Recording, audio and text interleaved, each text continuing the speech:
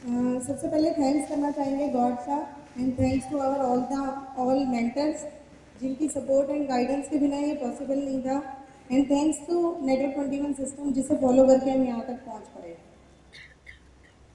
Friend, जब ये business देखा था तो बहुत लो बिलीव के साथ देखा था, खुद पर बिलीव नहीं था कि हम कर पाएंगे।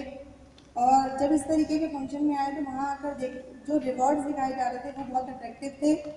एंड यहाँ हमने देखा इस रूम से बाहर जो जिन लोगों को हम देख रहे थे जो सक्सेसफुल थे और जिनको हम बहुत इंटेलिजेंट देखते थे, उससे ज़्यादा इंटेलिजेंट लोग और सक्सेसफुल लोग इस बिज़नेस को बिल्ड कर रहे थे। जब इस रूम में देखा तब समझ में आया कि कुछ अलग है, शायद हमें उसके लिए और समझना पड़ेगा या और सीखना पड़ेगा। एंड फ्रेंड्स, हमने इस बिज़नेस को एक फंक्शन में या एक मीटिंग में आकर जज नहीं किया। ज़्यादातर लोगों के साथ क्या होता है, वो एक बिजनेस रिव्यू, एक बीबीएस, एक कन्वेंशन या एक प्रेजेंटेशन देखकर जज कर लेते हैं कि ये बिज़नेस नहीं चलता। हमने एक अच्छा काम किया कि हम फंक्शन की साइकिल में बने रहे, इस एनवायरनमेंट से नहीं बाहर गए। बाहर बहुत सारे चैलेंजेस आए, बहुत सारी चीज़ों ने रोकने की कोशिश की, लेकिन बेस्ट पार्ट ये था कि हम टिके रहे, इस एनवायरनमेंट में बने रहे तो चीज़ें आसान होनी शुरू हो गई। जैसे कि बताया, चैलेंजेस आए लेकिन हमने अपने आप को हमेशा मोटिवेटेड रखा, वो यही इसी एनवायरनमेंट में पॉसिबल था। एंड हमने सीखा कैसे चैलेंजेस को ओवरकम किया जा सकता है। हर चीज़ लर्नेबल है, हर चीज़ सीखी जा सकती है, बशर्ते क्या हम सीखने को तैयार हैं। तो हम सीखने को तैयार थे क्योंकि हमें वो रिवॉर्ड्स चाहिए थे।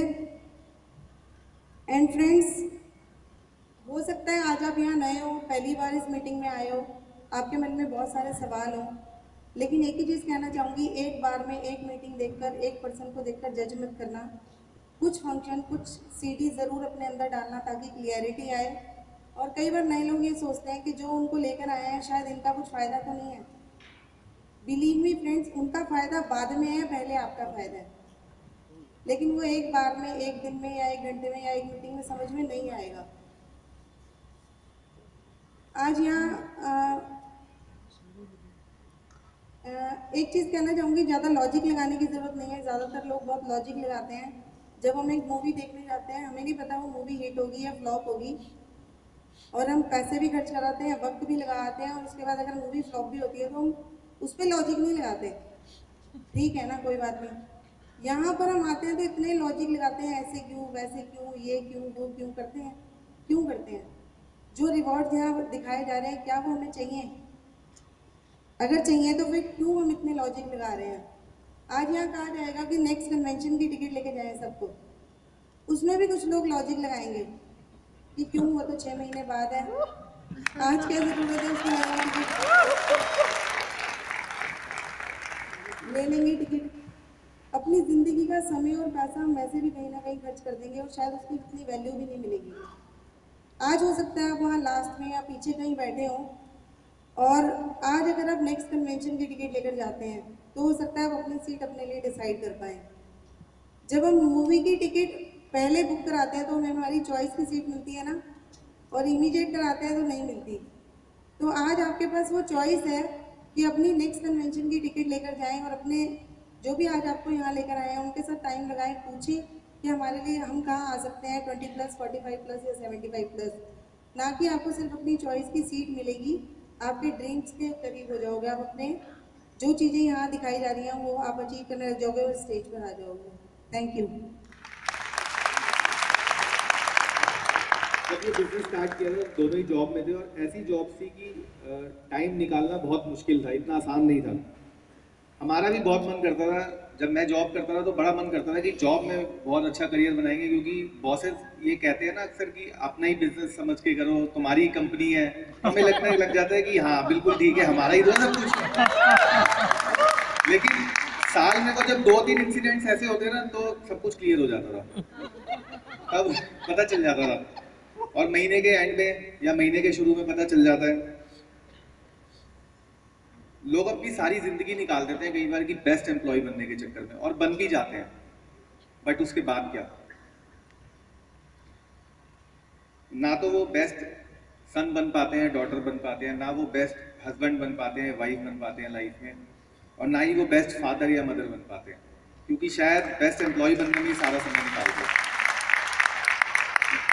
आज हम इस एज में हमारे पेरेंट्स को आज हमारी ज़रूरत है, और थैंक गॉड कि हमने बिजनेस बिल्ड करने का डिसीजन लिया। थैंक गॉड कि हमने अपनी अपलाइन की बातें मानी बिना क्वेश्चन करे। तो आज अपने पेरेंट्स को वो समय दे पा रहे हैं जो शायद अच्छे अच्छे लोग अपनी लाइफ में नहीं दे पाते। कहते सब है कि हमने पेरेंट्स के लिए ये करना है वो करना है, लेकिन बहुत कम लोग कर पाते हैं। ये बिजनेस वो मौका देता है कहीं ना कहीं। आज अगर ये लेवल अचीव किया तो यस, इसकी कॉस्ट पे करी है कुछ ना कुछ, ऐसे नहीं हो गया। कुछ चीज़ें नहीं समझ में आती थी, उससे कोई फर्क नहीं पड़ता। कुछ बातें मतलब कुछ नहीं करना आता था, उससे कोई फर्क नहीं पड़ता, क्योंकि फोकस ये बिजनेस जो रिवॉर्ड दे रहा है वहाँ पे था। तो फोकस कहाँ लगाना है ये भी इम्पॉर्टेंट है। वही जैसे अभी बताया जा रहा है कि कहा जाएगा कि कन्वेंशन की टिकट ले लो, फिर वही अगेन मैं दोबारा रिपीट कर रहा हूँ क्योंकि शायद ये इंपॉर्टेंट है कहीं ना कहीं। तो कई सारे लोग बड़े सारे लॉजिक लगाएंगे कि वही 6 महीने बाद है, उस समय देख लेंगे। बट मैं ये कह रहा हूँ कि इंपॉर्टेंट क्या है? इंपॉर्टेंट रिवॉर्ड है जो ये कंपनी दे रही है। इंपॉर्टेंट ये कि आप 6 महीने बाद वहां से यहाँ आ सकते हो। अगर वही मार्च में डिसीजन लिया जाएगा, फरवरी में डिसीजन लिया जाएगा, तो शायद फिर वहीं बैठे होगे। यहाँ आने तक लेवल भी चेंज हो सकता है। क्या जॉब पे रोज जाना अच्छा लगता है?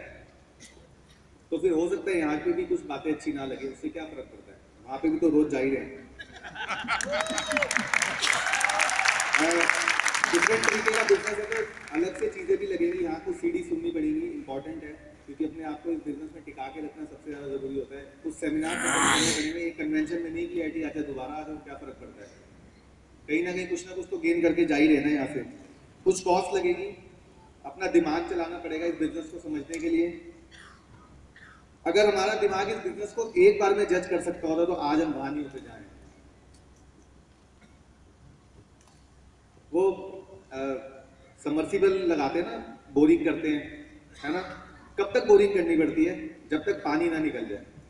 अब कोई पूछता है इस बिजनेस में आपने क्या किया, या जितने भी एमडेड डायमंड्स यहाँ बैठे हैं उन्होंने तब तक प्लान दिखाया जब तक वो लेवल अचीव नहीं कर लिया। सिंपल है। अब कोई थोड़ी सी खुदाई करे, कहीं 50 फुट पे पानी आता है, कहीं 100 फुट पे आता है, कहीं पत्थर कंकड़ निकलते हैं, कहीं अच्छी मिट्टी निकलती है, लेकिन खुदाई तब तक करनी पड़ती है जब तक पानी ना निकल जाए। तो प्लान तब तक दिखाने पड़ेंगे, कन्वेंशन में तब तक आना पड़ेगा जब तक आप मे बी जो भी आपका लेवल है चॉइस का, जब तक वो अचीव नहीं हो जाता। एंड फ्रेंड्स, ये बिजनेस फेल नहीं होता, लोग फेल होते हैं। और अगर ये बिजनेस फेल होता ना तो आज ये सेमिनार नहीं होता, क्योंकि फेलियर लोगों का कोई सेमिनार नहीं होता, सिर्फ सक्सेसफुल लोगों का सेमिनार होता है। सक्सेस का ही सेमिनार होता है।